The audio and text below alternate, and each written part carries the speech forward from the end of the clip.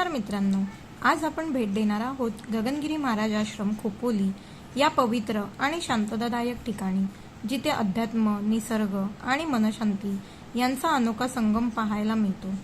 गगनगिरी महाराज आश्रम हे महाराष्ट्रातील रायगड जिल्ह्यातील खोपोली इथे वसलेले एक प्रसिद्ध धार्मिक आणि योगिक स्थळ आहे। हे ठिकाण मुंबई-पुणे महामार्गाजवळ आहे आणि खोपोली रेल्वे स्टेशन पासून अगदी काही मिनिटाच्या अंतरावर आहे। स्वामी गगनगिरी महाराज हे नाथ संप्रदायाचे महान योगी होते।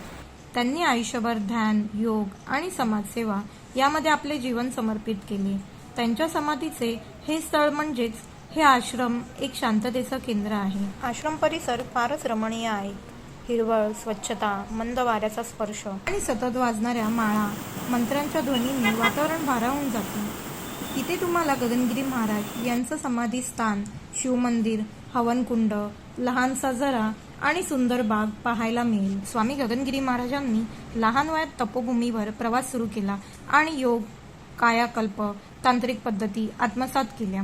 त्यांनी 4 फेब्रुवारी 2008 रोजी पहाटे 3:30 वाजता या आश्रमात महाशांती प्राप्त केली, म्हणजेच महासमाधी घेतली। जर तुम्हाला आध्यात्मिक शांतीचा किंवा फक्त निसर्गाच्या सानिध्यात वेळ घालवायचा असेल तर खोपोलीतील गगनगिरी महाराज आश्रम ही परिपूर्ण जागा आहे।